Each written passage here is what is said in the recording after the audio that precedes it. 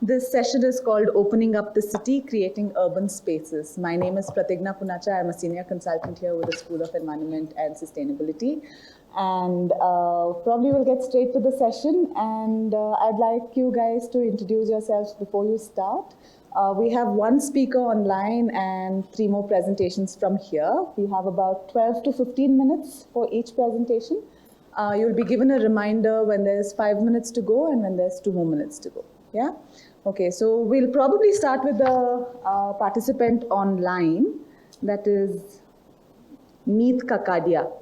Meet, can you come in and introduce yourself and start with your presentation? Sure. Am I audible? Yes. Oh. So I'm Meet Kakadiya. I finished my undergraduation from CEPT University in 2011, and I will be presenting my research thesis. And currently I work with India Development Review as their social media executive. So now I will start presenting. I'll share my screen. Okay, so good evening to all of you present here, and I'll quickly move on to give some context as to what this research called Dissecting the Word People in Religious Spaces is about and why is it required. So in India, the mainstream discourse on inclusive cities is primarily directed by Government of India's Smart Cities mission. The mission objectives and other documents that outline vision and aim of the mission frequently uses words like citizens and people to refer to the beneficiaries of the mission. However, the same documents does not acknowledge, let alone take efforts to explain different groups encapsulated under such terms and what agency do they have over a given city's public space. So this is where this research comes in. It asks a specific research question. What do religious shrine spaces in Hindu dominant caste neighborhoods tell us about the agency to influence the nature of public space of the seemingly homogeneous group referred to as people in mainstream discourse?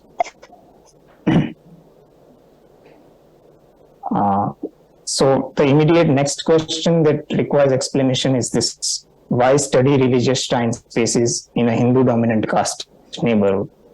So existing literature suggests that religious shrine spaces are unnatural to the process of urbanization and seem to have existed because of their integration into the everyday social and cultural life of the people. So thus, to understand how everyday social and cultural life of the neighborhood, which is also the aim of the research, like how it impacts the public space, studying religious shrine spaces become an ideal choice. And coming on to why Hindu dominant caste neighborhood. So it is understood that Hindu dominant castes have a major impact on the process of urbanization since they are socially, economically and politically privileged. So if this is the case, then Hindu dominant caste neighborhoods... Sorry to interrupt you. I'm wondering if you want to move your slides. Is it not moving? Yeah, oh. It's moving now. Okay. You have to change your slide. Okay. Thank you. Okay. So yeah. So what I was saying was like why. So basically, if Hindu dominant castes are socially, economically, and politically privileged, then religious shrine spaces in their neighborhoods should be occurring in their most typical form, like free from disturbing influence, and they should be occurring in their normality. So coming on to existing literature around shrine spaces, we find that religious shrine spaces are territories protected by their worshippers. They minimize deterritorialization of community urban space by government or private developers, and that they are weapon of the weak in their tactics for the survival in the city. Moreover, the research on shrine space also suggests that public spaces mean different for different genders and classes. So, however, there are a few gaps, like by rooting out shrine spaces from the larger cultural patterns, the current research fails to see that shrines are not weapon, but they are a way for the weak to get accepted by the dominant castes and thus by the authorities who find it easy to respect dominant culture than to reserve footpaths, let's say, for pedestrian. Also, the current discussion does not move beyond the idea of people versus state to see how dominant castes among people and government, they are not against each other, but are in subtle ways helping each other preserve dominant culture. So I'll briefly explain the methodology followed for the research, which is like selecting of city and neighborhood, done using convenience sampling method and keeping in mind the easy accessibility and geographical proximity to the religious shrine spaces and the willingness of locals to participate in the research. Further, 3 shrine spaces out of 17 present in the neighborhood were selected using purposive sampling method, with the primary purpose being selecting shrine spaces that can best contribute to advance the urban design discourse. So shrine spaces that had elaborate space for socializing were selected. And then for fieldwork, direct or participant observation method were used together with interviews and group discussions. I'll now move on to show some maps and images to give context to what I just said. So highlighted here is the selected neighborhood on the map of Rajkot city, which map on the right is the zoom in into selected area with selected shrine spaces pinned red. Orange ones are the other shrines present in the neighborhood. And for the purpose of the research, the selected shrines have been named based on the context they are situated in. That is, a shrine on the Collector Road is called Collector Road Shrine. Shrine surrounded by residences is named Residential Setting Shrine, and the one on the Arterial Road is named Arterial Road Shrine. So this is the image of the Arterial Road Shrine. This here is the Residential Setting Shrine. And this is the roadside shrine on Collector Road. So coming on to sharing the findings of the study, the first thing that the research tries to establish is religious shrine spaces challenge urban planning apparatus. How is what I'll explain next. So to investigate into the occupancy that currently exists at each of the shrine space and the ones that urban planning wanted at each of the land parcel on which a shrine stands currently, the research uses Dover's occupancy of space theory as a common examiner.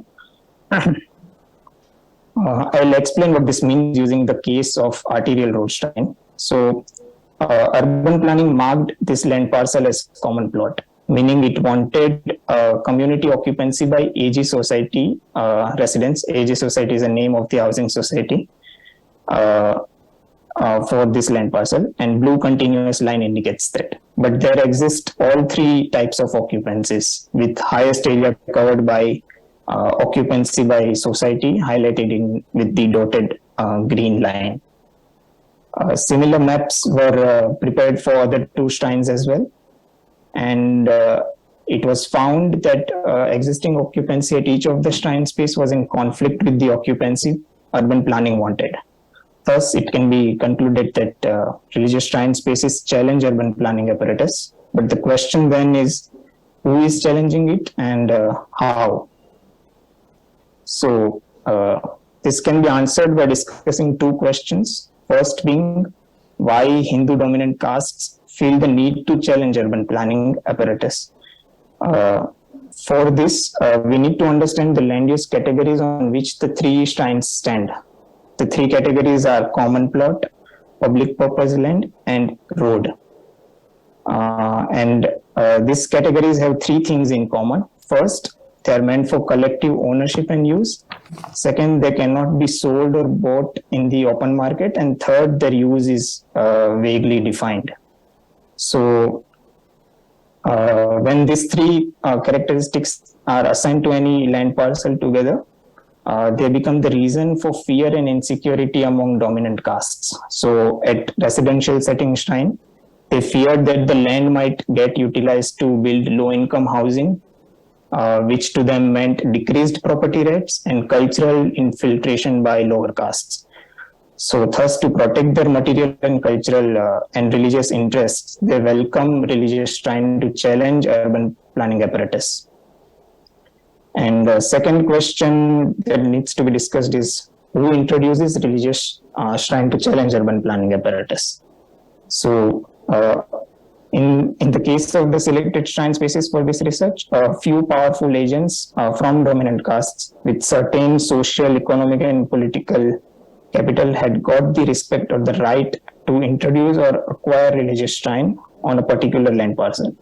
And they used fear and insecurity prevalent among the neighborhoods people to capitalize on their everyday social and cultural life and fulfill their personal and collective aspirations for their caste group. So, moving on to discussing the process through which urban planning apparatus is being challenged. For this, one specific but different situation of spatial change that took place at each of the three shrines is documented and analyzed. And in the case of Arterial Road Shrine, before 2012, there was only a Hanuman Shrine constructed and maintained by food vendors standing on or alongside the common plot. After 2012, Residents Welfare Association members took control of the expansion of Hanuman Shrine and with it of the land marked as the common plot as well. Neet, sorry to interrupt again, but we are unable to see your map. Okay, we can see it now. Oh. Yeah, continue. Okay. So yeah, similar situation studies like this one I just described was done for the other two shrines as well. And it was found that one common thing across all three shrines is there is no involvement of certified design professionals in the spatial organization process. However, it would be misleading to identify all the individuals that are involved in the process under the label people, because it somehow implies that everyone referred to as people as the same spatial agency. But this is certainly not the case, and thus the research proposes a dissection framework to dissect the homogeneity of the group that is referred to as people. And by analyzing and documenting the situations, what comes up is that there are four fundamental stages in the process of making a spatial change, which is identifying the change, then initiating the change, and then implementing the change. So the dissection framework that I have prepared recognizes this pattern to dissect people into three broad categories, that is spatial change identifiers, implementers, and initiators, and then implementers. So on the screen, you can see the dissection framework for the religious shrine spaces, and for the specifically to dissect the group that is referred to as people in this case. Through the dissection framework, it is evident that initiators hold the power to decide whether the change identified by identifiers is worthy enough to be implemented or not.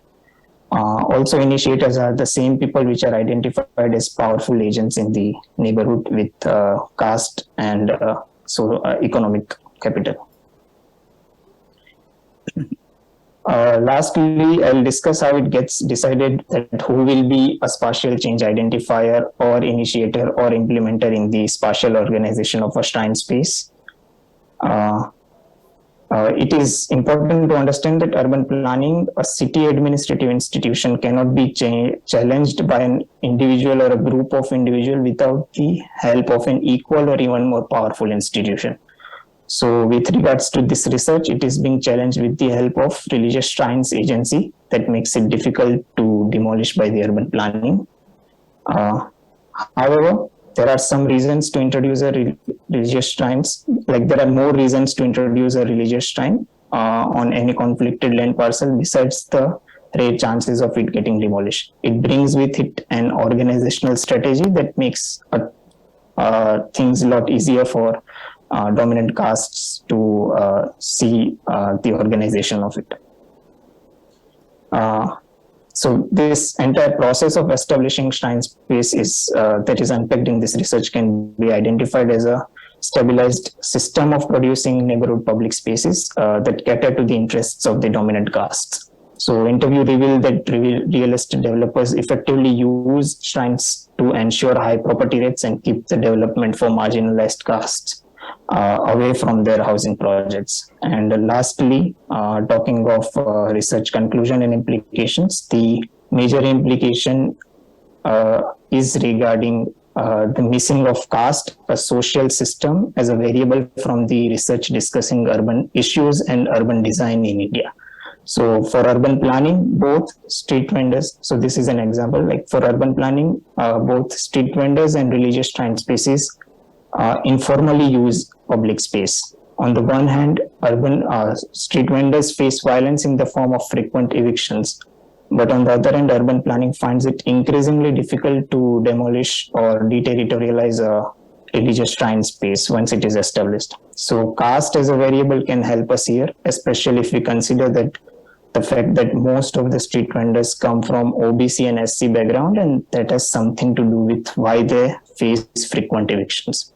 And lastly, to conclude my talk, so on paper, urban planning mechanisms might make urban planning appear to be secular institution, but the findings of this research suggest that in practice, there are unspoken rules that challenge its secularity. And to urban designers and planners interested in distributive justice, it suggests looking for hierarchical social order embodied within urban planning, and to understand it and develop mechanisms to dismantle such embodiment. Thank you. Thank you, Meet. So we'll keep the questions to the end after all the presenters have presented their papers. So we'll move on to the next one, which is, you can go next. Yeah, Annie, Memories of a City in Transition, Analyzing Environmental Narratives of Urban Public Places. Kindly start with an introduction to yourself. Hello everybody, good evening. I'm Annie Sadhana from the Department of Media Sciences at Anna University, Chennai. I'm doing my PhD there. So my main PhD research focuses on the use of narratives.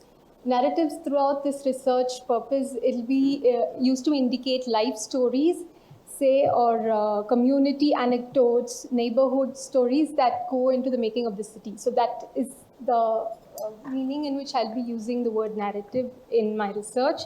So there'll be narratives in communication and how it helps in empowering people in creating an environmentally sustainable urban places. So that is the main area of my research. Now, taking that into account, I have, along with my mentor, Dr. Sunitha, have done a series of small research projects, exploratory research projects, in how narratives have helped in different urban spaces, say in terms of community, in terms of methodology. I've just experimented on those lines, and this is one of the topics which I had taken, Memories of a City in Transition, where I analyze the environmental narratives in public spaces.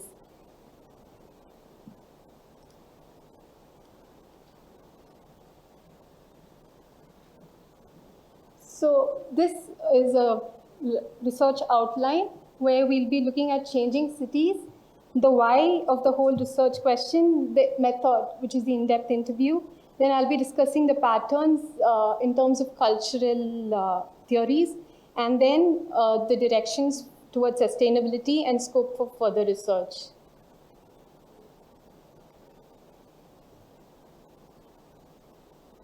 So we all know that cities are constantly changing in terms of nature, in terms of environment, in terms of people. For example, I think all of you all must have some experiences like this. Like, for example, for me, I was working in Delhi. So when I came back to Chennai, Chennai is my hometown. When I came back to Chennai for my studies, it was like a totally different city. Some areas were totally unfamiliar to me, even though I have been born and brought up there. So those were the crucial areas in which the city underwent a lot of development phases, like say the metro, or cleaning up of public spaces and so on. So we know that in terms of accessibility, maybe the city has become more modern, but where does it leave us environmentally? I mean, what are the environmental implications? What is the cost of it? Something which has to be addressed. So we see that with urbanization increasing, the changing nature of city has also been expanding a lot. And the main negative effect of rapid urbanization in Asian cities is constraint of space and resources. So it creates further environmental problem in the forms of pollution. Chennai experienced all these environmental challenges: pollution, floods, drought, and resource shortage, all in the space of, say, the last 5 to 10 years. So we have the UN directives, the Sustainable Development Goals, where we have, these are the main goals which I've discussed, have been a guideline for my study, basically. The sustainable cities and communities, affordable and clean energy, responsible production and consumption, and reduced inequality. Keeping this in mind, we see that the right to city is a collective effort more than an individual one, as quoted by Harvey. It's one of the main reasons why I choose public spaces in this research, because they are the nexus of individual and community life.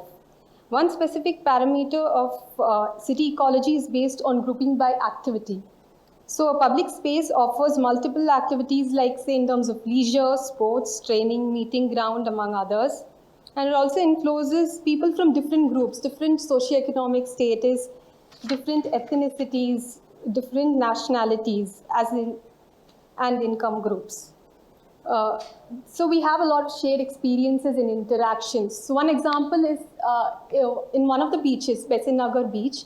Around the beach, we have car-free Sundays in practice. That is, the entire area will be cordoned off, where cars are not allowed, and we have activities like cycling and other environmentally friendly activities, rangoli competitions, skating for kids, and so on. So that is how public spaces go into shared experiences and interactions. And they also are identifiers of alterations and links to past. This particular memorial, called the Schmidt Memorial in the IIHS Beach in Besinagar, it has been erected to commemorate one particular Dutch sailor who saved a life of a British woman along the beach. So it shows how environment opposes and then humanity responds. It serves as a link to the past, a tale of environmental calamity and how humanity responded. And then we see, because public spaces are nexus of individual and community life, because they also have their own history, like I mentioned, based on the social, ecological, and political parameters. The Marina Beach in Chennai, which is a famous beach, has been a place for a lot. It is usually the space for parade, Republic Day parade, and other political events across, from the colonial past. From the British time to now, we have a lot of different uses for the public space of this area. Then we see that importance of increased civil society participation is essential as per UNEP for development. So we also see that connection between communities, identity, and space encourages and empowers citizen participation. This is how my whole research is based on how space and community can empower people. So this is an example of a case study which was done in Nizamuddin in Delhi, where cultural revival in urban placemaking, they had this project where they revived the cultural history of this particular area, which helped both in increasing tourism and it helped the socioeconomic status of the people around the area. So there is one more example which I hadn't put in. We have this Eco India, they organize a game of frisbee for children in fishermen communities. So through this game of frisbee, say for example, both boys and girls, they play together. So the attitude towards these boys, towards their sisters completely changes once they have this level playing ground. So based on all these case studies, based on all the scholarship, I've brought out these two research questions as to how tangible and intangible memories of specific urban areas serve as narratives of city dynamics, and how can city narratives centered around people and places promote environmental sustainability. So the main method was, I chose, as I have discussed some of my illustrations, two popular beaches in Chennai were selected. One is Marina and LAX. It was more of a purposive sampling and in-depth interview. Number of people were around 27. These two beaches have played a very important role in the origin and development of the city. They've also battled pollution, water management crisis, and natural calamities. So the state of these beaches today, when compared to decades back, states the ecological crisis of the city.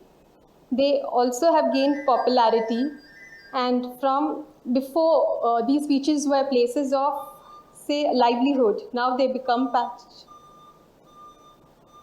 Is it something we need to be concerned about? Okay. Now they become places of leisure. So because they become places of leisure, it has also become places of pollution. There's increased plastic pollution near the seas and other related events.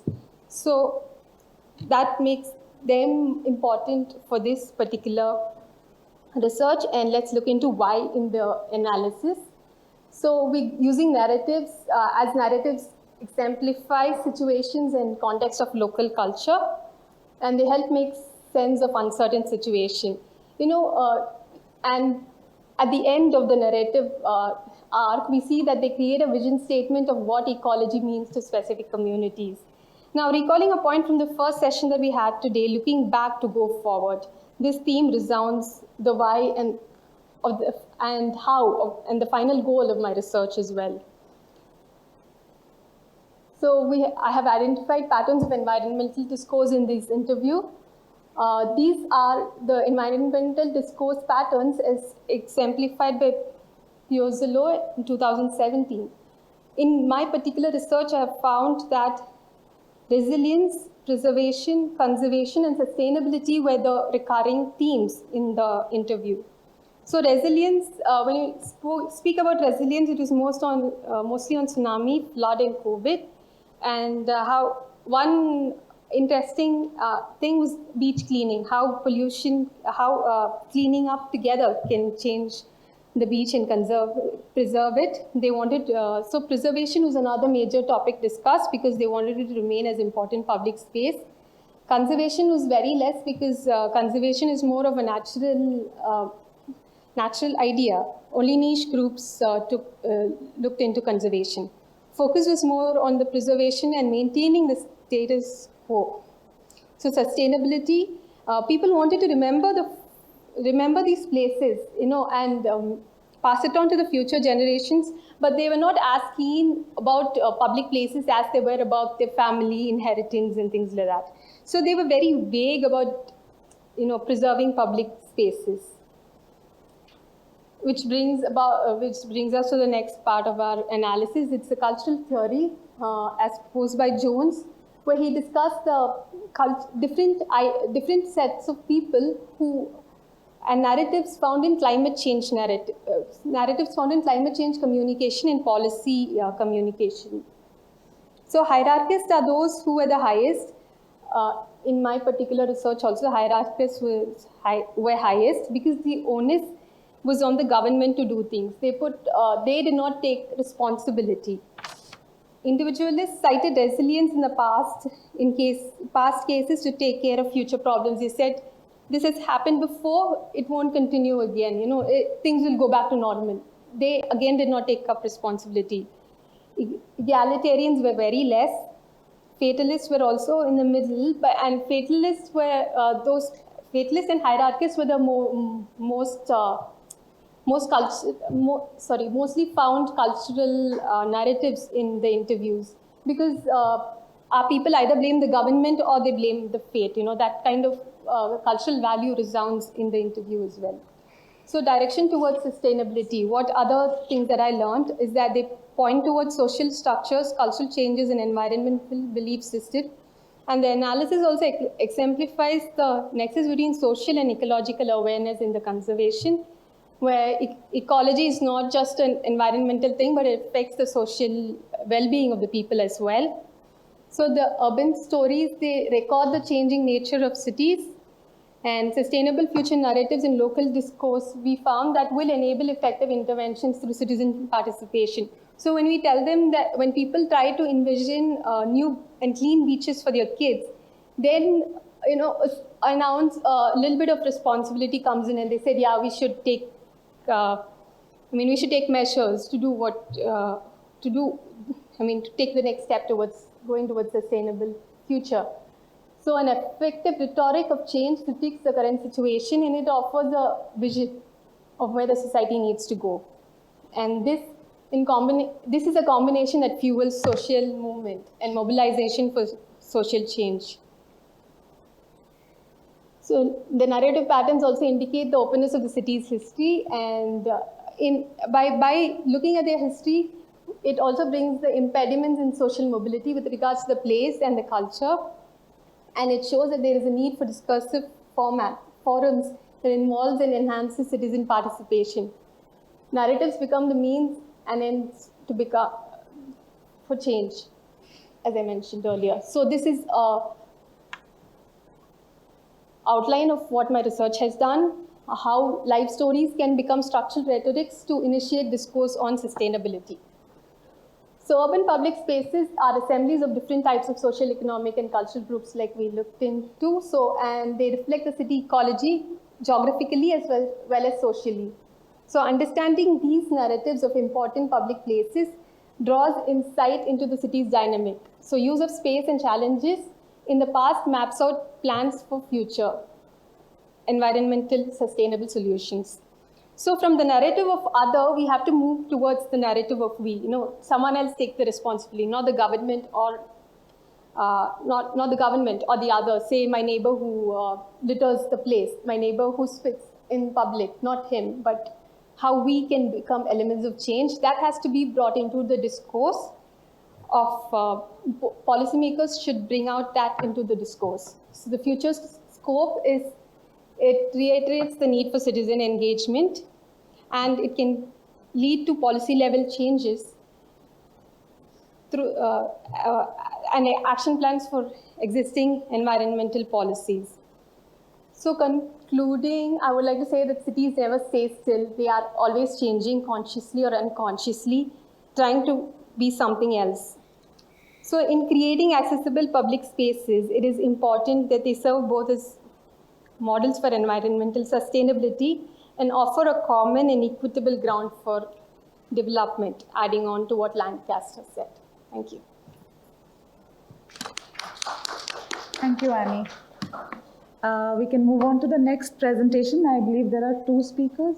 There's three actually, but no, I'll be speaking, but okay. We'll probably Okay, so the next presentation on visual culture of a city in flux, narratives of public statues and sculptures in Bangalore, has three folks representing that presentation, but Salila will be all the talking. Okay. Hi, good afternoon. I think we'll first introduce ourselves individually and then I'll proceed to the presentation. So I'm Salila Vanka and I teach at RV College of Architecture in Bangalore. Hi, I'm Madhuri Rao. I'm a practicing architect and a visiting faculty at RV College of Architecture. And our colleague Ravi Kashi is online. Will they be able to speak? Yeah. Sorry, Ravi Kashi, I'm an artist and I write on art and visual culture. And I also teach at RV as a visiting professor. So, thanks Ravi. So good afternoon all, and on behalf of our research team, a big thank you to IIHS for giving us this opportunity to present our ongoing research on public sculptures and statues in Bangalore. And this presentation is part of our ongoing research project. Our title today is Visual Culture of a City in Flux, Narratives of Statues and Sculptures in Bangalore. And this is part of a bigger study that we are doing with the help of the India Foundation for the Arts, Bangalore. And Basically, it's a foundation project implemented by India Foundation for the Arts under the Project 560 program, made possible with Sony Pictures Entertainment Fund. So a big thanks to them for sponsoring the study as well. And this study started in March 2002. And it's primarily, here we're looking at documenting statues and sculptures in Bangalore and then creating different ways of understanding how they kind of reveal spatial conflicts and politics, etc. So,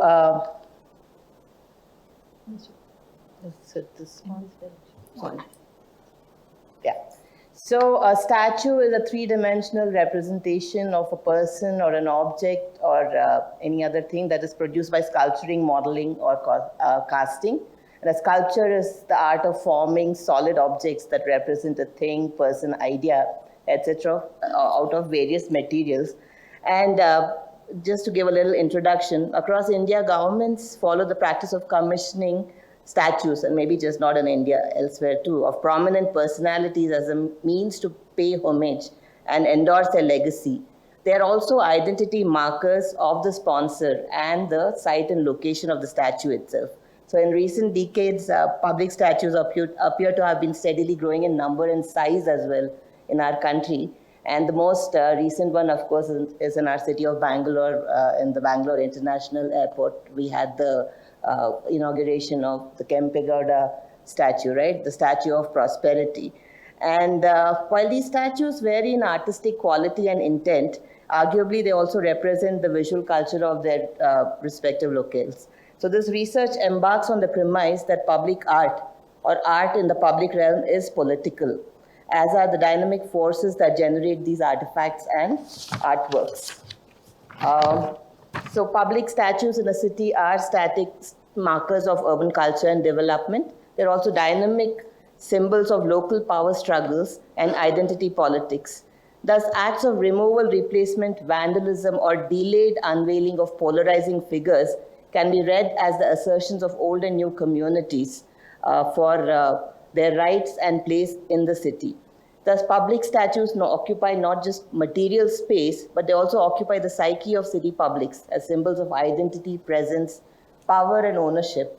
And more recently, the current trend of dismantling statues of very unpopular public figures in the global north as part of today's cancel culture is a clear instance of the role of public art as communication devices or conduits of communication in ever-evolving urban milieus.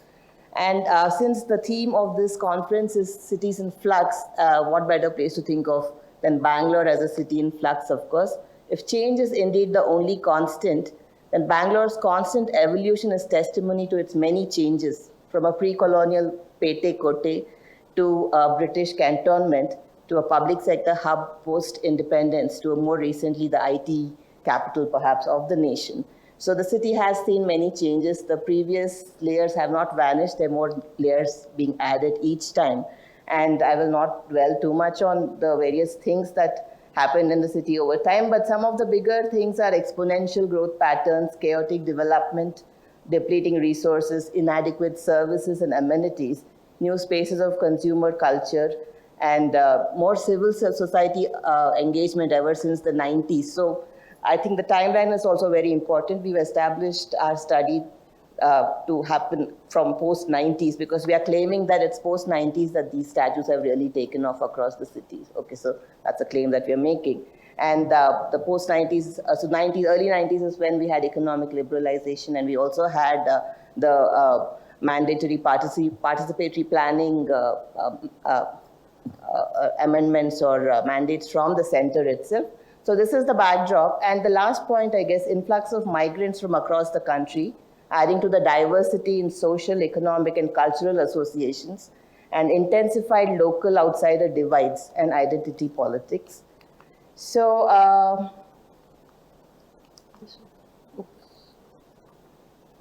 this side is fine. So can you move it? Okay. So the premise for this study is that public statues and sculptures are visual markers of the city's socio-cultural milieu and spatial politics. They also represent aspirations, assertions, and claims of urban groups to the city and its resources. So Janki Nair writes in her paper titled Past Perfect, Architecture and Public Life in Bangalore, statues serve more as a symbolic means of rallying specific political identities. In turn, they fulfill the need of successive political regimes simultaneously to possess and disavow the heroes of different constituencies through a skillful deployment of the semiotics of statuary and road renaming. So Dyer's observation refers to government-commissioned statuary and installations, whereas a walk through any public street in Bangalore reveals other markers, visual markers, such as busts, posters, and commemorative tributes at flagpoles dedicated to luminaries in popular culture and politics. The markers occupy edges and corners of public streets and parks. However, given their varied authorship and proprietorship, they inhabit the gray zone between the city's public and private realms, a zone in flux. It is an ever-changing zone that is subject to constant contestations and negotiations, where public art can also help appropriate the city, organized to repress contradictions as a vehicle for illuminating them. And so the premise, again, as I said, is that public statues and sculptures are they shape our space, and so the question evolves from there. Then, how is the proliferating statuary in Bangalore reflective of the city in flux? So our research process was basically, this started off as a huge data collection and mapping exercise. We thought we should start with that because there's no database on statues in Bangalore, and we thought that might be, and that really took a large part of our effort as well. So it was interesting to go, and so it came to a point where we'd be driving Madhuri and Ravi and me, and we'd see someone still enough for a while, and we'd mistake them for a statue at points. But that's how. But we set out. We didn't expect to find. We're still documenting, and we already found almost 500 statues, and we're still counting. So the research process was the data collection. First of all, the secondary literature review, a photo documentation of the sculptures and statues. We interviewed people that were on site, and we also had conversations with artists and academics and government officials and journalists. And one interesting thing we wanted to really explore in this particular research project was crowdsourcing for information. It didn't seem very logistically possible for us to cover the entire city or our study area in this 1 year. So we went on Instagram. We started an Instagram page, and we kind of invited people to contribute, and it also seemed like an interesting way to get people to know their own neighborhoods better, and also get a little more curious about the public spaces and the installations there, and get the story behind them. So it was moderate success-wise. We got maybe close to 80 or 90 contributions. And the other thing that we did was to actually that was the Instagram part of it. And one very interesting way that we discovered along the process was Google Maps, that crowdsourcing again, just finding routes to, where maps were. And Madhuri did that part where she Googled for routes that best give us most statues. And she was able to find a lot of data where anonymous contributors had taken pictures and posted of those statues there, with some descriptions. So that was an unanticipated source of data for us. And the outcomes were to build a digital map, as I said, and then there's a report that we'll be submitting to IFA at the end of March, and there's going to be an exhibition as well, which we hope all of you will attend.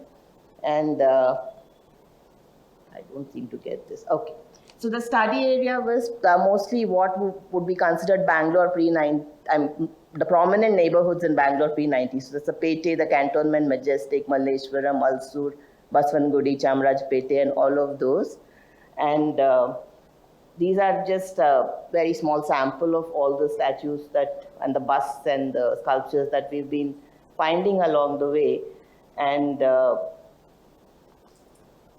so the next step was to map. As we said, we've got our colleague Shruti Rashmet. She's doing the mapping. She's using QGIS, which is a freeware. And so the idea was to then locate all these maps, all these statues on the map with information about them, and classify them. These were the various categories of classification: location, socio-political context, and identity, and the various attributes of the sculpture as well.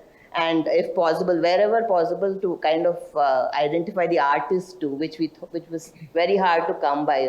Most of these statues have these copious amounts of information about the sponsors and everything else, but there's very few instances where you actually know who made that particular piece of art or sculpture. So just a few notes to conclude with. As I said, we photo documented nearly 500 statues, sculptures, and we're still counting. And what we found was through our interviews with the sculptors, that technology and new material have made statuary faster, affordable, and easier. The patrons of these artworks include government bodies, corporate sponsors, fan clubs. Those are mostly what we see now. Trusts and residents groups. And BBMP parks, the government parks, are where mostly are where you find these government-sponsored statues and there's something called sculpture parks, which we didn't know about. So the government has these 1-month workshops where they invite artists from across the country, and then you see this host of sculptures within one park. So we found quite a few of it, 3-4 of those that we located in our study. Then, as I said, there's lots of information on the sponsors and everything else about the statue, but very little information about the artists themselves.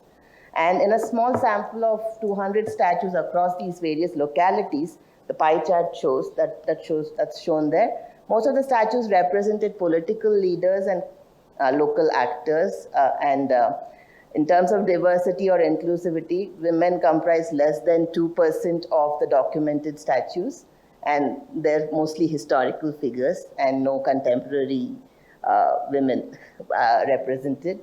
And this idea of one of our interviews talked about statues being translocated to different geographies. So usually you expect that the statue would have something to do with its neighborhood, right? So in Jayanagar you have Kuvempu, and you have, there's some literary figures, or there's some kind of, or DVG's. DVG is a literary figure, very prominent literary figure, and there's a very big, lovely statue of his in Bugle Rock Park.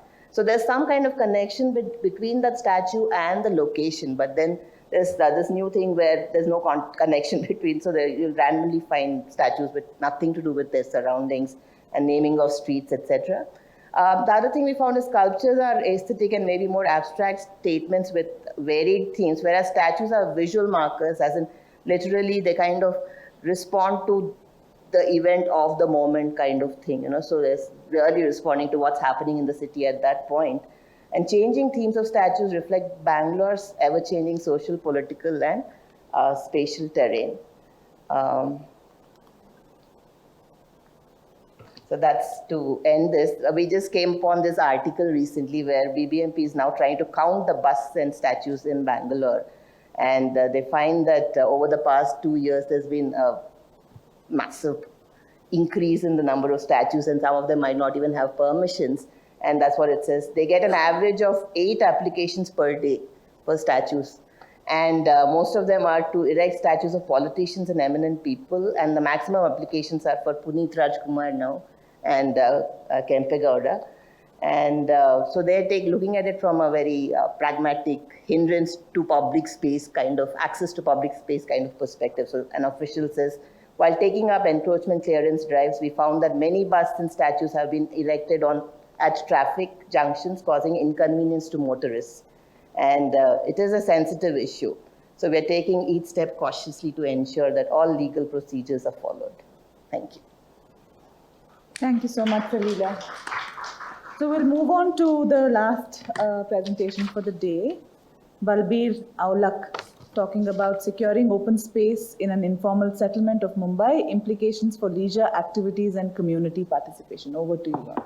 Hi, I hope I'm audible. My name is Balbir Aulakh. I'm a PhD scholar at the School of Habitat Studies, TEST Mumbai. Could you speak up? Can you guys hear at the back? Okay. Could you speak up a bit?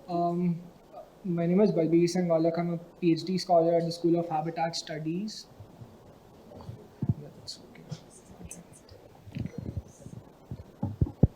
Okay, so I'll just begin. So I'm a PhD scholar at the School of Habitat Studies from TEST Mumbai. My title's already introduced. So just to set the context very quickly. Okay. This is the one, right? Okay. So just to set the context, I try to understand how are open spaces, leisure and recreation managed in neighborhoods with unsecured land and an absence of rights. So here, when I say open space, I speak about a Maidan more broadly, which is an open space which is non-designated or designated by the state, right? So these spaces exist in secure housing societies as well as in insecure neighborhoods like informal settlements.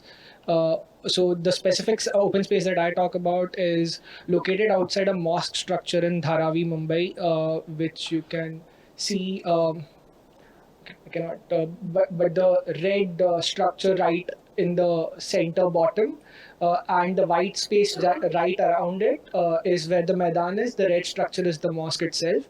This is the Slum Redevelopment Authority map of Dharavi, which was actually prepared. So it's actually recognized by the state that, I mean, in that sense as well. So, yeah, just to very quickly move back.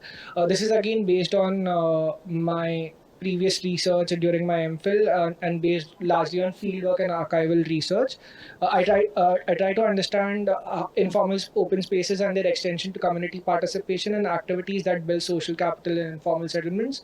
How such open spaces are sites of simultaneity, a feature of urban transformation where securing of this place by the community for the mosque and later for philanthropic and entrepreneurial activities happen alongside the everyday violence which is faced by the communities there.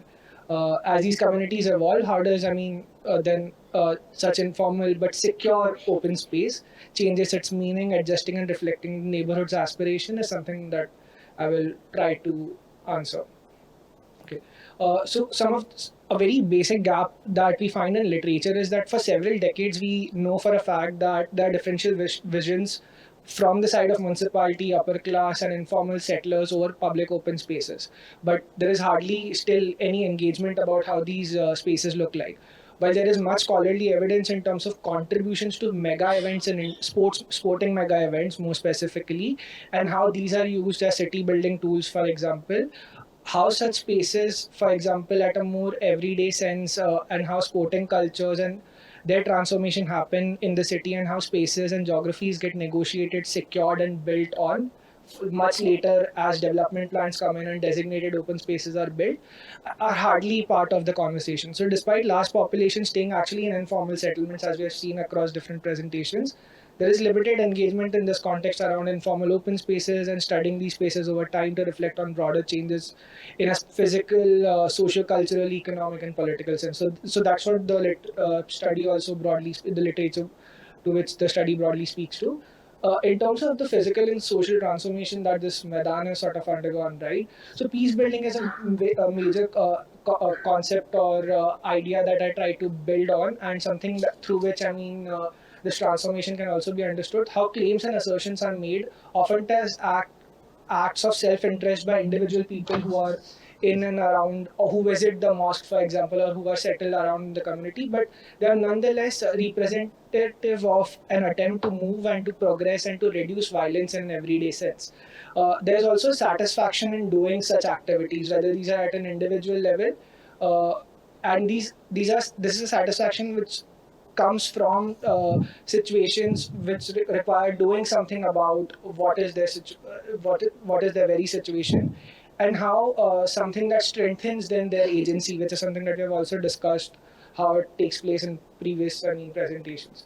So how leisure and community participation activities create a sense of movement towards greater peace and improving security and quality of life was something that was understood. Using specifically leisure and leisure spaces, this Maidan eventually, which started off, so this was a Maidan which originally came about when Dharavi was still this particular part of Dharavi. So Dharavi didn't settle overnight as a blanket space.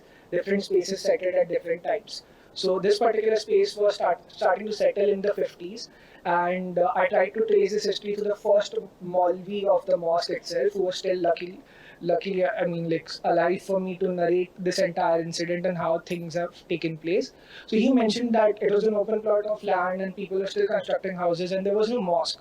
So there was a Badi Masjid, which is a very historical mosque in Dharavi, which was there. But in this particular part of the Dharavi settlement, there was no particular mosque. So they set up a jhopra, and that's where like they would call it a mosque. And eventually there was, of course, they couldn't pray inside that jhopra. So people used to pray in sort of non-boundary sort of space. Eventually, as houses started to come about, they realized we still require space to pray. And that's when the Maidan sort of started to take place, and there was a boundary even constructed around it in the 70s and something like, and how some sort of securing happened. Further, there's also simultaneous presence, which through, using a colonial term here, like the Madrasi community, which was very strongly present at that time in Dharavi, were completely opposite to actually setting up of a mosque in that particular vicinity, because not just like it may challenge them in culturally in any sense, but they didn't want any other people to settle on that land, more specifically. So wasn't any communal, but largely in terms of occupancy of the land itself. So how these, the Maulvi himself narrated that how he had a knife on his throat, and how he continued to protect this space along with a few others. So those were narratives that sort of built into the violence which was previously there. Now, women actually just have their children play while they go out for work, and the space remains like the most vibrant in that particular vicinity. So how this notion of security has changed is something that one needs to look at. Further practices and participation. So there are also collective practices such as social gatherings for celebration and sorrow. So this is the only place where people actually do get married and they have marriage rituals, but also when people pass away, this is also the only place where they can have the last rites as well. Even though it's a place outside a mosque, which is now developed into a 3-story building actually, and people now pray inside the mosque, but the space itself is now used for other activities. Informal leisure is part of it, and how this limited spatiality allows for, games like cricket and volleyball to sort of be a part of their culture as well. And this is something I have, understood, particularly in this case, is that when a large part of the UP migrants which came to Dharavi in subsequent decades post 1970s used to bring in this culture of playing volleyball over there. So they brought that into Dharavi as well, and they continued to play this game. And cricket, of course, was a dominant game, so they continued to play top box cricket tournaments and so on and so forth. So what I essentially argue is that when one wants to understand transformation of open spaces and especially leisure activities together, one cannot, make a secondary remark to land itself, and land becomes a primary agent of change when community participation and leisure activities are taken into consideration, especially in informal settlements where land itself is such a violent, element. Community participation using such maidans also provide for a search of dignified livelihoods and help each other through informal networks, which I will move quickly to. What we see is the permeable organization, right? Where we see, households having doors on both sides of the street. So you will always have watchful eyes in the slums. So these would be like well watched, spaces in informal settlements. And when we see verticalization, so-called verticalization of Dharavi happening from the peripheral side, permeable spaces are becoming more indefensible and insecure.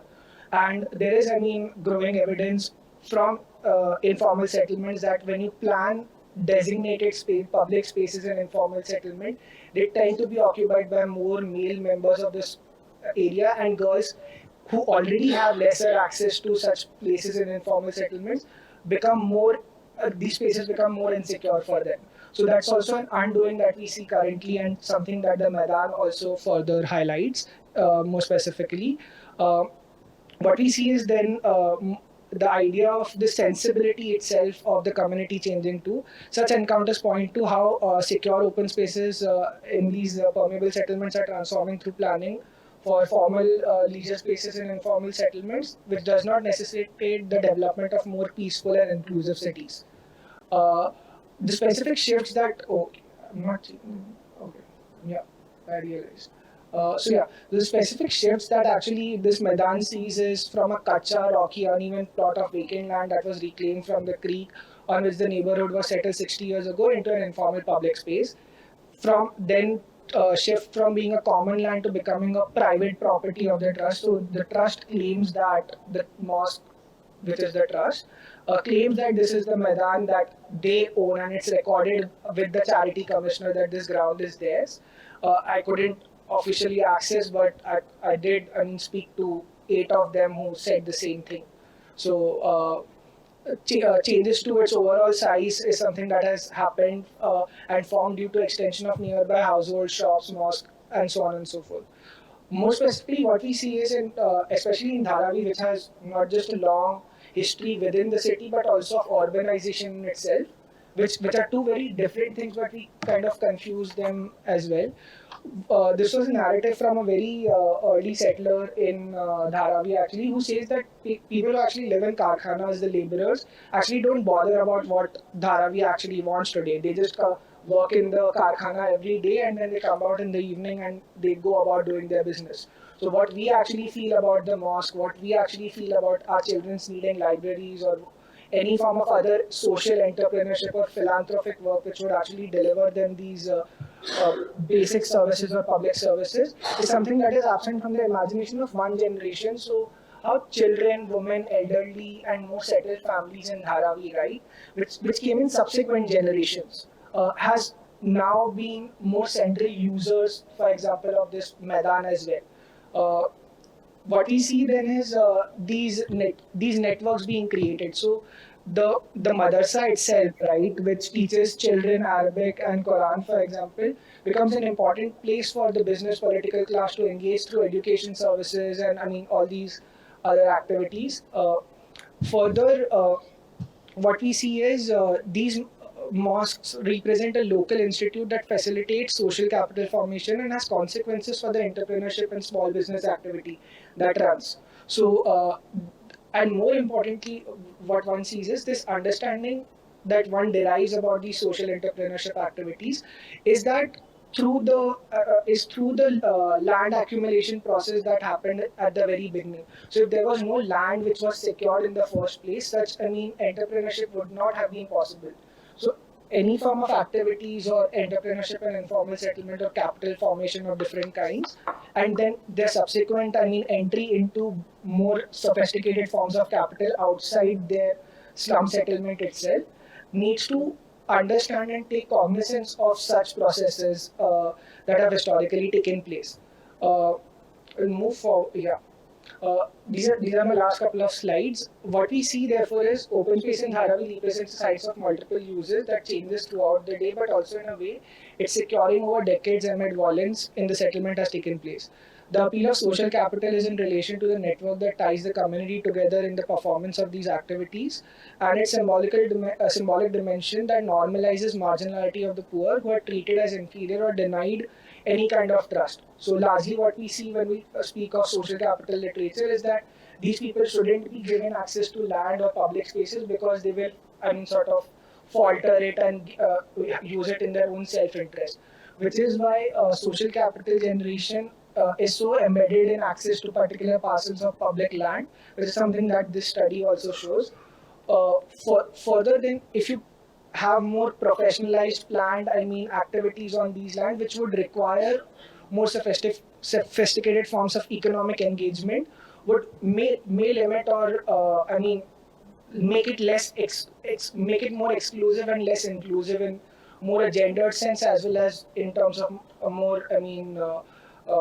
in terms of more uses on the land itself, which is currently possible. The Maidan is intertwined, therefore, in the socio-economic interests and aspirations of the neighborhood. Through taking into account this complexity and simultaneity within which informal open spaces are produced and being shaped, will be useful for leisure and sports studies literature and its intersection with urban studies, particularly in Global South. As changes in informal settlements intensify through neoliberal planning, these are critical considerations, especially in relation to the way in which community participation through collective and non-collective practices, capital and leisure has been built and sustained amid violence. Yeah, thank you. Thank you, Balbir. Thank you all participants for keeping to time mostly. I think we've had a set of varied presentations around varied topics, but I think all presentations to some extent or the other have spoken of the idea of claiming space, really, which Balbir's presentation did quite a bit, but all other presentations also have touched upon this idea of claiming space, either physically space or even metaphorically, whether it's communal, communal, religious, or by political actions. And I think they all also sort of direct, all the presentations, sort of the ideas in the presentation direct to the idea of sort of using space to, subvert authoritarian plans such as urban planning or tools and mechanisms like urban planning or urban development, which is an interesting idea for us all to think about. So thank you all. I'll open the floor to questions now. For those participants on line, for those listening online, you all can type in your questions in the Q&A chat box. So yes, I open the floor to questions. We'll take a round of questions and then come back for responses. Yeah. My question is for Meet. So you've mentioned how religious shrines are constructed as a way of challenging urban planning. I mean, in this framing, how do you take into consideration religious shrines which precede the regimes of urban planning, in the sense that they are older than planning regimes? And also, I found it interesting that you are, if you could familiarize me more with the use of religious shrines to prevent the construction of affordable housing. I mean, it's something that I'd like to know more, how these two are squared against each other. Thank you. So, Meet, we'll take a round of questions and then we'll come back to responses. Sure.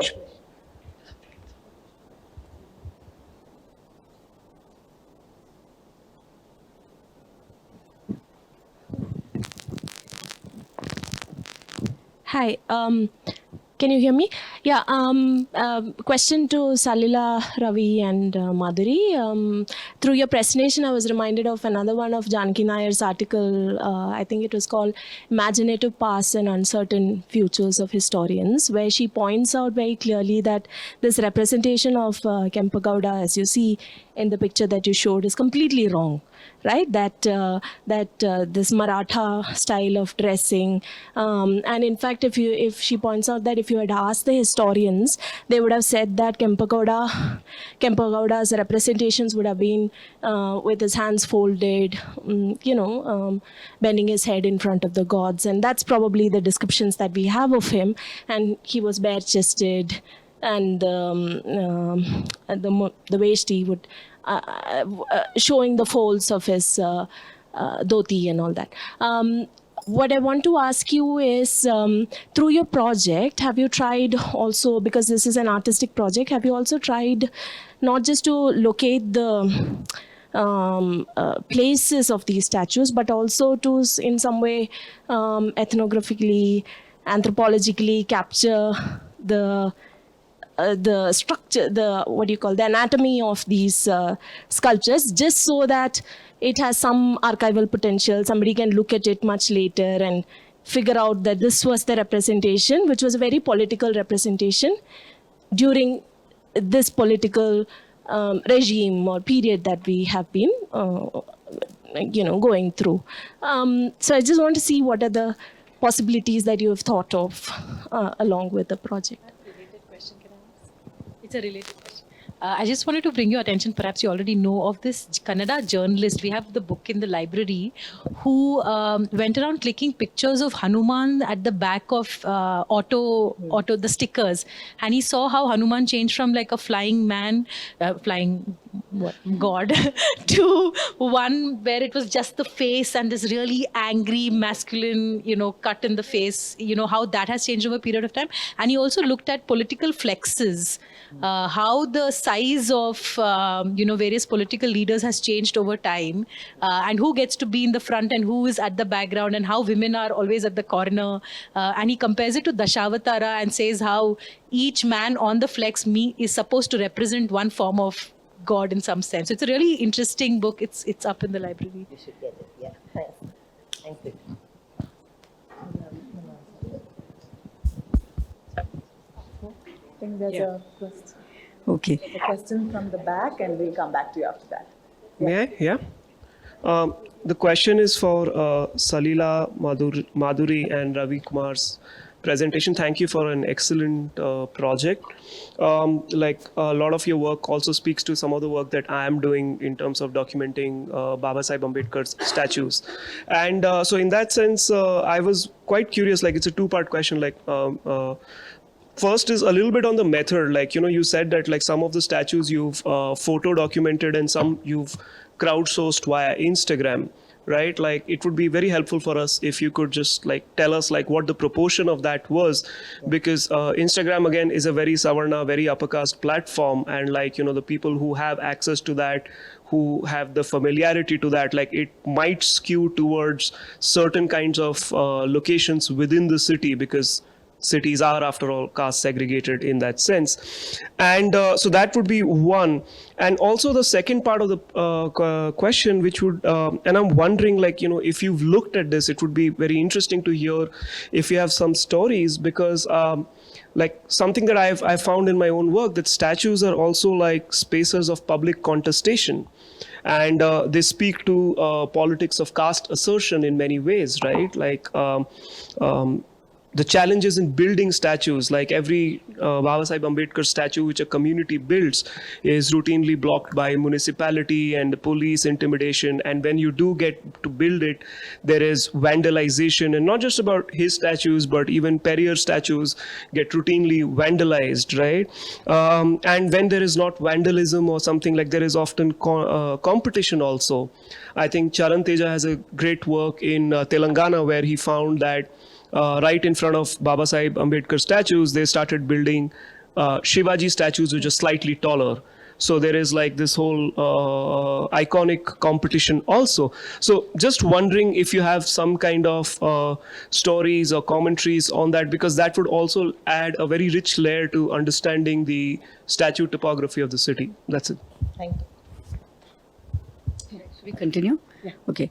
Yeah, it was a very interesting panel, and I think there was a lot of convergences for me as an architect and urban designer, especially with Meet's presentation, Balbir's and Salila's, your team's presentation, because I think this is all about, as the theme of the session is about public spaces, and this is more of a question of sort of larger to the panel and whoever wants to take it or comment. I mean, I'm finding it interesting that there are very three different examples, and each one has sort of, with Meet talking about planning, putting the planning and the community that was involved in this case, or Salila, you're at the city level, and Balbir was much more sort of more community, right, around a very intense slum area. But my comment is really, they're all a moment of post the empowerment of the RWAs. So this is one comment I'd like to share with all of you. I was just sharing with someone else as we were talking, and because there's a lot of discussion on RWAs and the power that the 73rd Amendment have given the public space to be privatized by residential groups of various kind. So maybe not in Balbir's case so much as an RWA, but I think these are sort of moving trajectories, and maybe not even in Salila's case as a larger city level, but I think it is converging. And I think it's very interesting then also to compare it with looking at the history of public space in India. And I think, it would be really informative. I don't know if someone wants to take on this discussion, but how do we think of public space? One of the reasons, this is a simple example, there was a triangular park in front of our house. And for the longest time, it was become all parks, if they're not looked after by a public body, become dump yards or, just leftover spaces, get taken over by hawkers, etc., and become a threat to the neighborhood. And depending on the power of the neighborhood, whether you call it a caste-based focus, the upper caste, or whether you call it a religious focus, or whether you call it, a gender-dominant perspective, I think they all are also about the confusion of where do we pitch public space in India. And it's a huge conundrum in the urban realm because of our, I think, colonial history and the past before that. So we have, in some sense, a very conflicting and shifting relationship with our public spaces. So either they are abandoned, left to some authority, and the idea of the common resources, the common space, the common property resources which were there, which are trying to be brought back through, our at the village level, whether the Gram Sabha spaces, Gram Sabha lands, or in cities as well, which are now given to an authority who can't take it, and now the RWS steps in. So I'm just trying to sort of open up a discussion and a point of view and see, because a very interesting, coming from three different spaces, meets Salila's and Balbir. So if you could have a discussion on any of these, it would be interesting. Thanks. Thank you for that provocation. Maybe we'll just first take the responses to the questions we have for each person, and then we will move on to your provocation and see what responses we could have from our presenters. There is also a question online, and this is to Annie. So, you concluded with an emphasis on self-responsibility. Please throw light upon, can we sustain self-awareness through narratives? So that's a question for you, and maybe we'll come back to it at the end. So would you want to go first, the response to your question? Yeah, sure. So the first question that I was asked was how pre-planning, how was the religious shrines were then seen. So to that I would respond that planning is fairly new, but in the PPT, in the presentation itself also, I was trying to focus that religious shrines currently also what they are trying to do is they are basically trying to preach dominant culture. And the main purpose is also over here to that the dominant culture of the dominant castes is what stays preserved, and which is why they want other communities or especially marginalized castes not come in those places. So which is why currently the purpose of religious shrine has used, but is changed, but otherwise the main thing, the anchor point is still that preaching the dominant culture is what I would say the purpose of having so many shrines at so many different locations in the neighborhood is there.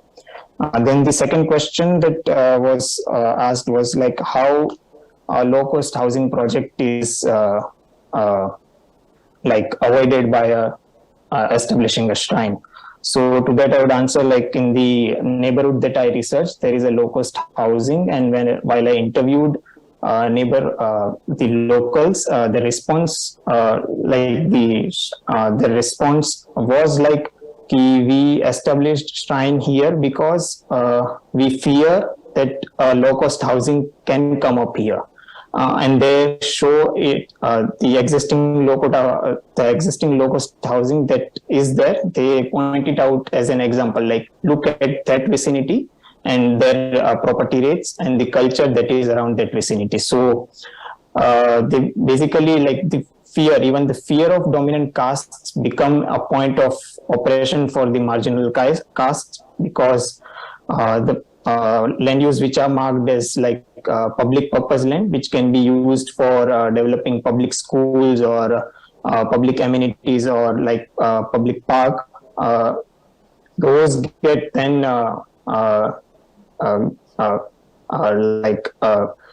get made into a shrine space, and then with the shrine there comes a caste system, and then we see that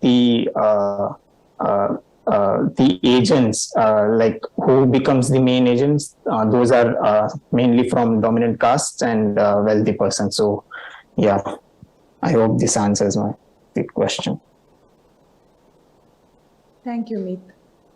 Salila and team. I think Ravi will be answering that question. Ravi, you heard the question, right? About yeah, it's about the Kempegoda. This one, no? Basically, during Kempegoda's own time, there was a sculpture made in Shivagange where he is in an idealized form, and he's folding his hands, and so that was not referred to by the first Kempegoda sculpture which was made in front of the corporation. And later, pretty much similar kind of iconographical details have been followed. Only recently, Kempegoda is standing on horses, and very similar kind of Kempegoda, at least 18 or 20 of them have come around in the last couple of years in Bangalore. And the latest addition is the airport one. And especially in the artist community, there is a lot of discontent about the Kempegoda statue, especially the proportions of the body, and of course some of the details of the dress and all that. Other than that, hardly anybody, there is no portrait of Kempegoda as such. So whatever we see around is an artistic imagination. And the artist who met Shivkumar also mentioned as much. He studied a little bit of story around of Kempegoda, went to Shivagange, but he was able to fill in his imagination with some of the stories around, and then he kind of imagined the presence of that person. So there is no historical portrait kind of evidence for the kind of Kempegoda statue that we see around, and which is also similar for Sangoli Rayana and many other statues that we see around. And in fact, if you see Amar Chitragatha books, they start looking very familiar to the Amar Chitragatha narration that you see in the books. So those are the links that we have. So beyond Kempegoda, have you all studied other statues that were there and their representation? Do you intend to, or is there any thought in that direction of studying what those sculptures really, are they the true representation, or are they like artistic representations? What is the next steps on that? So we do have plans of maybe going in depth, studying a few of the statues, deeply, and doing some case studies. We might run out of time, but there is the intent, because as you correctly said, a lot of these are representations, and even the ones of actual people are not very, if you go along, I mean, there's so many versions of Dr. Ambedkar and so many versions of Rajkumar and Jayachamraj Vadiyar, and especially one at Racecourse, which is not really like him at all. But so yeah, there is an intent. I think it will be very interesting, and as you said, if not now, maybe the next, if there is an opportunity, we would like to kind of do that. Ravi, you want to say something? Yeah, if I can come in very quickly. One instance I would like to talk about is Police Timaya, who died in the junction of Vidhan Saudha and Rajbhavan. His particular portrait is there in that corner. And in fact, any politician would die to be there in that position, because it's such a politically important junction. But all the other martyr statues are all generalized statues. Like you can't have a specific portrait there. So that is a very interesting, thing to happen.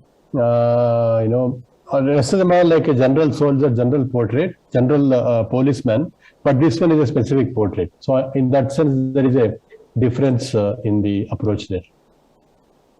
Thank you, Ravi. In response to your question. Okay. My thing as to about the self-responsibility question, answering that. My whole research, it focuses on, say, we have this idea of socio-ecological systems, and socio-ecological scholarship suggests that socio-ecological systems are the best ways to empower people to bring about environmentally sustainable solutions in specific areas according to the specific needs of that particular population. So keeping that in mind, and seeing that when it comes to public spaces, we see that the cultural narrative points towards looking at someone else, as the responsible person, as the government, as the vendors who sell plastic bottles, or as the common citizens who don't keep the beach clean or throw plastic bags into the sea. So in order to change that, I posit that we should have more narratives which suggest that comes from us, because this kind of change can be brought about by a community, and for that it has to start with me. And for that, narratives are very important, because narratives are very personal to each and every person. It changes according to, the way we receive narratives changes according to our life and how it's going to affect our vision of the future too. So keeping that in mind, I suggest that the communication has to focus on promoting collective action involving all stakeholders along with government authorities as well as individual people who come to beach on a regular basis for, say, leisure or in order to carry out business. So all of them have to come together to bring about a solution or to create an environmentally sustainable future for the beaches as public space. Okay, thanks, Annie. So we have just run out of time, but I do want to sort of take this moment to sort of come back to the question that you had posed for the entire panel, which is where do we pitch public space in India?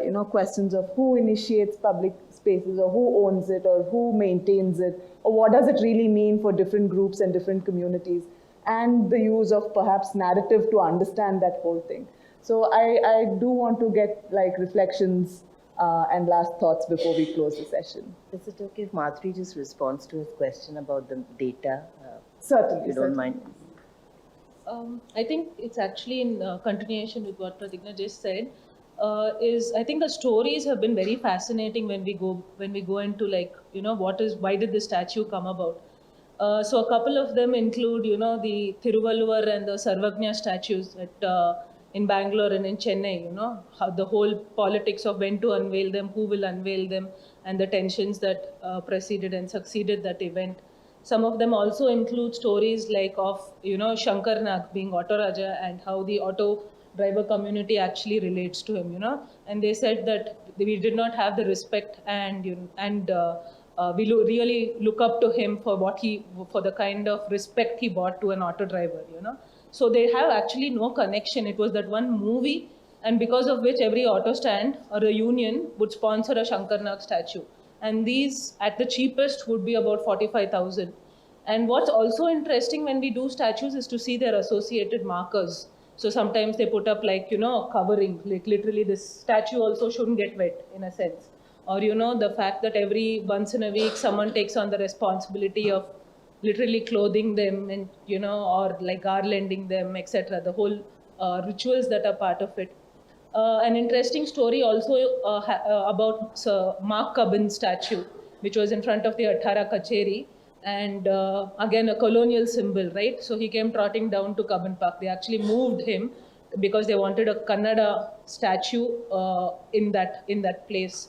So it again speaks of how we appropriate public place over and over again and again through different, mostly political ideas. We also came to know that through Shiv Kumar, the artist, that the number of Rajkumar statues, after his death, the idea of Kannada identity, the number of statues itself increased so much more thanks to, after his death. Also, the statue of Kittle, in Mayo Hall, which was a very, very important statue, because after that, the type of sculptures that were made was very different. So the artist Venkata Chalapati told us he used a very different method by which he could make it much faster than the traditional ways of making sculpture. He could make it much faster and cheaper, by which all these fan groups, activists, welfare associations could actually afford these. And also at this point, we have to bring into, we spoke to Chiranjeev Singh, who told us that it's actually nowhere close to what a bust is in actual classical art, A bust is usually, you find them without the arms. But if you see all these movies, film stars busts that you see, you'll always find them with the arms. And again, if you see Kempegowda statues on a prancing horse, a prancing horse is supposed to represent a martyr at war. So no, he never actually fought. So all these ideas are actually, but they want to represent him like that. So these are some of the interesting stories that that are coming up, and actually probably the narrative of what we were looking at, what is public sculptures, are actually shifted after looking at a number of these stories. I just want to answer the method question of how Instagram and Google Maps have helped. So we put this 080 sculptures on Instagram, and we called for people to contribute. So what they would essentially do is send us pictures as a direct message, and we would always, and once they send us that, we used to ask them, what is the more or less location of this? Can you send us the location? Can you send us, if you can read what is at the plaque that suggests? So do you know what material it looks like and stuff like that? So what we would then do is then put it on maps, and then actually check for busts and statues in that area, by which we would actually go in one particular area, we would try to finish, a lot of them in that area. So that is how we went about documenting them. And then we also have like criteria, and by which, even if you see the GIS mapping is done based on who are the patrons, what is the location, is it in a traffic island, is it on the pavement, is it in the garden, what is the material, because then it will tell us whether it was of metal or whether it was fiberglass, again telling us of probably who was funding these sculptures, etc. came about. So and the year, which would also tell us about what was the kind of political climate at that time. So those are the kind of things that we did. Once they sent us the image and the location, Google Maps was very helpful with respect to when you just go and zoom into the area and just say busts and statues, a lot of things was popping up, which we wouldn't have found on our own. So that basically highlights the method. And as you said, Instagram, yeah, it's very restricted because it's people who are on Instagram and who have access to the language and the medium also. And many of them were our students, so which I guess is a nice thing. It was good to see that our students were responding to our call. But yeah, it was quite limited, I guess, in terms of access and our success in getting contributions. I think about percentage-wise, about 20% of what we have. Thank you so much. So we have run out of time, but I do want to give the last word to Balbir. So Balbir, if I can put you on the spot and sort of ask if you have any reflections on what our audience here was saying about, where do we really pitch public space in India, and any thoughts around that from your own work? I mean, like very short, in a very short sense, what we see is land tenure, right? Something like